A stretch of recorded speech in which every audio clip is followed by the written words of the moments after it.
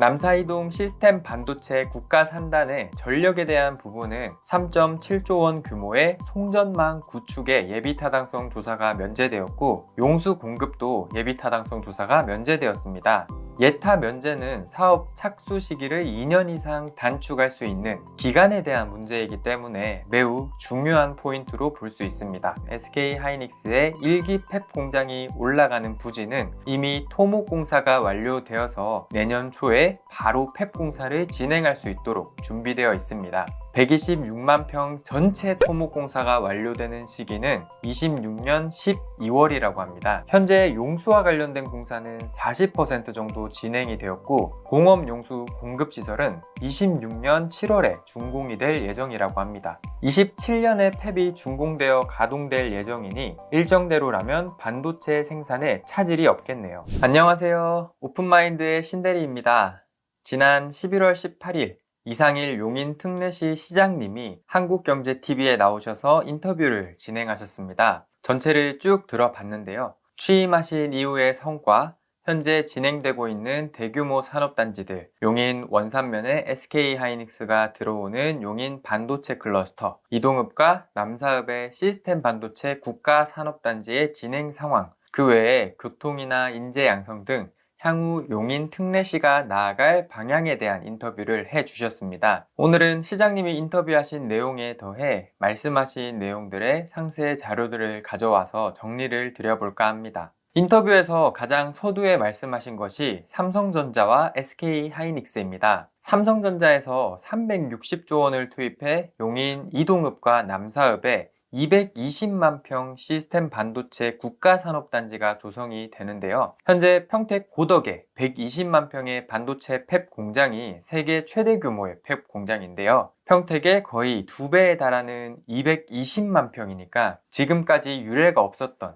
전 세계 최대 규모의 첨단 시스템 반도체 클러스터가 조성이 되는 것이고, 관련된 150여 개의 반도체 관련 기업이 유치가 되면서 이미 입주 협약서를 다 썼다고 합니다. 향후 이곳 국가 산단이 만들어지면 10만 3천 명의 상주 근로자가 일을 하게 되는 것이고, 직간접 고용 효과는 무려 192만 명, 생산 유발 효과는 480조 원에 달할 것으로 추산하고 있습니다. 남사이동 시스템 반도체 국가 산단의 전력에 대한 부분은 3.7조 원 규모의 송전망 구축의 예비타당성 조사가 면제되었고, 용수 공급도 예비타당성 조사가 면제되었습니다. 예타 면제는 사업 착수 시기를 2년 이상 단축할 수 있는 기간에 대한 문제이기 때문에 매우 중요한 포인트로 볼 수 있습니다. 그리고 지금 대한민국에서 가장 뜨거운 용인 원산면에 SK하이닉스 공장이 지어지는 용인 반도체 클러스터에 대한 진행 상황도 말씀해 주셨습니다. 이동남사 시스템 반도체 국가 산단보다 바로 눈앞에 와 있는 것이 이 SK하이닉스입니다. 126만 평에 122조를 투자하는 SK하이닉스의 1기 팹 공장이 올라가는 부지는 이미 토목 공사가 완료되어서 내년 초에 바로 팹 공사를 진행할 수 있도록 준비되어 있습니다. 126만 평 전체 토목 공사가 완료되는 시기는 26년 12월이라고 합니다. 이미 산 하나가 통째로 날아간 모습을 볼 수 있고요. 더 깎아내면서 평탄화까지 해서 정말 산단으로 만드는 것이 26년 말로 보면 될 것 같습니다. 아까 남사이동 반도체 국가산업단지에서 용수 공급 예타 면제, 송전망 구축 예타 면제를 서두에 말씀드렸는데요. 반도체 생산 공장에는 방대한 전력과 물이 필수적인 요소로 꼽힙니다. 그렇기 때문에 어떻게 전력과 물을 공급할지가 너무너무 중요한 요소가 됩니다. 반도체를 만드는데 어마어마한 물이 들어가게 됩니다. 간단한 비유로 말씀드리면 통상 6인치,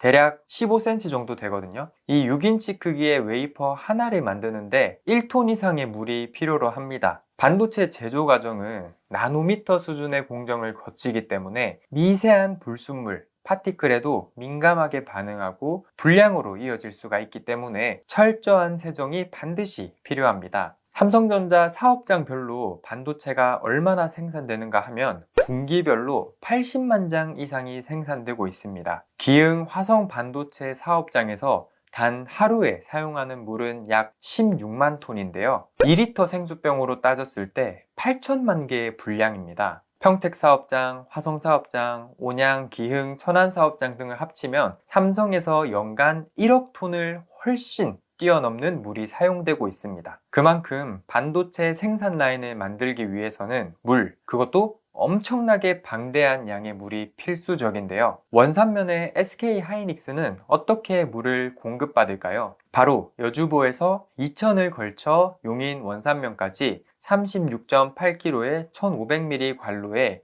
1일 26만 5천 톤을 공급할 수 있게 하는 것으로 SK 하이닉스, LH, 여주시 등 관계기관에서 상생 협약을 체결했었죠. 그 내용도 짚어주셨습니다.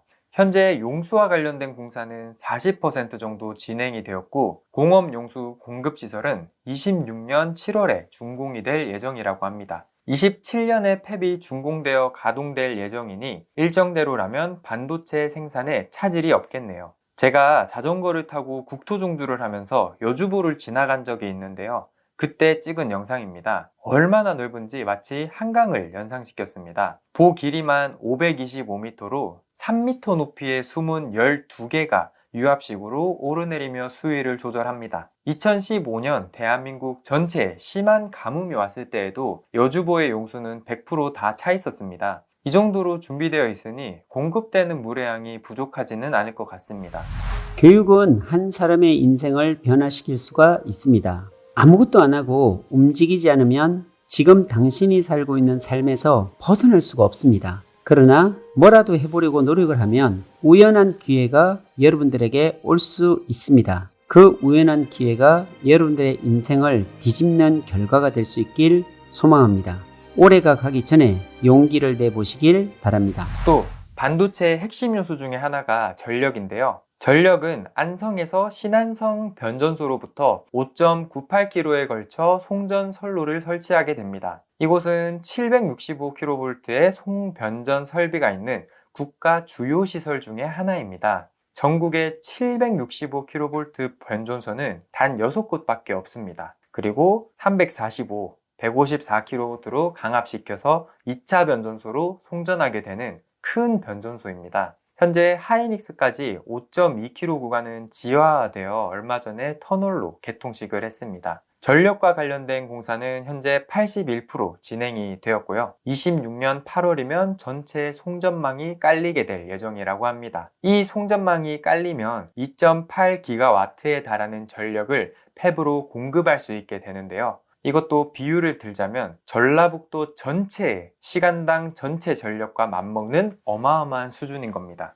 26년 8월 완공된다면 27년 팹이 돌아가는데 문제가 없을 것 같습니다. SK 하이닉스가 들어오는 원산면의 용인 반도체 클러스터에는 위쪽에 반도체 소부장 부지가 보이는데요. 50여 개의 기업을 유치하는 것을 계획으로 잡아놓고 있습니다. 39개의 필지 중에서 34개 필지가 분양이 완료되었다고 합니다. 원익 IPS, 주성 엔지니어링, 솔브레인 등 반도체 관련 기업 31개가 이미 분양을 받았고 임대하는 기업들도 있기 때문에 나머지 5개 필지도 금방 채워질 것 같습니다. 또 한국화학융합시험연구원 KTR도 반도체 관련 시험 성적서 등 발급하기 위해서 시험 인증센터 설립할 예정으로 분양을 받았습니다. 하이닉스 부지 주변으로 업체가 들어올 수 있는 부지가 절대적으로 부족한데요. 이 50여 개의 소부장이 들어오는 부지, 그리고 왼쪽으로 도쿄일렉트론 코리아가 들어오는 원삼 일반 산업단지, 원삼 2 일반 산업단지, 이쪽은 순차적으로 산업단지들이 들어오기는 할 테지만 산업단지 물량 총량제 때문에 당장에 들어올 수는 없습니다. 그래서 수많은 업체들이 굉장히 멀리서도 다닐 것 같습니다. 안성이나